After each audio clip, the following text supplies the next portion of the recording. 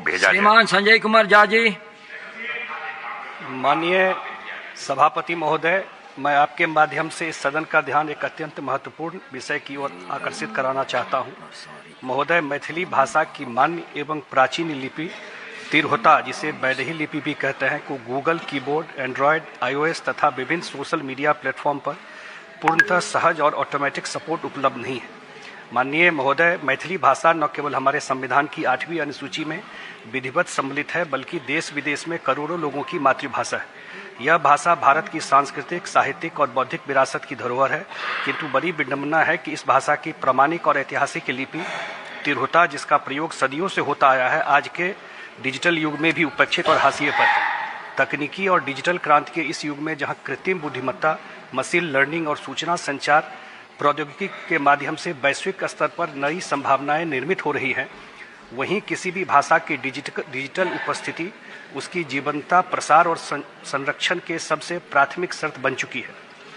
यदि किसी भाषा या लिपि को mobile phone, computer, tablet, web browser, Google, keyboard, Android, iOS तथा सोशल मीडिया प्लेटफॉर्म पर स्थान नहीं मिलता, तो वह आने वाली पीढ़ियों के प्रयोग से धीरे धीरे विलुप्ति की ओर बढ़ने लगती है। माननीय सभापति महोदय, अफसोस की बात है कि आज के तारीख में तिरहुता लिपि के लिए न तो गूगल कीबोर्ड पर कोई स्वतः उपलब्ध विकल्प है, न एंड्रॉयड और iOS पर इसका ऑटोमेटिक यूनिकोड आधारित टाइपिंग सपोर्ट, और न ही Facebook, Instagram, X, YouTube, WhatsApp जैसे सोशल मीडिया प्लेटफॉर्म पर इसकी सामान्य उपयोग सुलभता है। यह स्थिति उन लाखों मैथिली भाषियों के लिए अत्यंत निराशाजनक है जो अपनी भाषा और लिपि को बचाए रखने के लिए लगातार संघर्ष कर रहे हैं।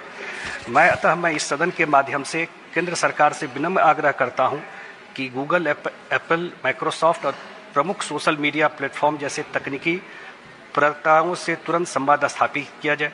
तिरहुता बैदेही लिपि के यूनिकोड मानकीकरण, कीबोर्ड सपोर्ट, ऑटो टाइपिंग तथा फॉन्ट इंटीग्रेशन के लिए उन्हें स्पष्ट दिशा निर्देश जारी किए जाए।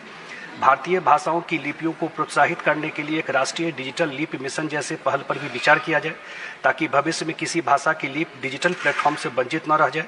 मुझे विश्वास है कि सरकार इस विषय को गंभीरता से लेगी और तिरहुता लिपि, जो मैथिली को डिजिटल और तकनीकी माध्यमों पर सुलभ एवं प्रचलित बनाने की दिशा में शीघ्र आवश्यक कदम उठाएगी, जिससे करोड़ों मैथिली भाषाओं की सांस्कृतिक आस्था और भावनाओं का आदर हो सकेगा।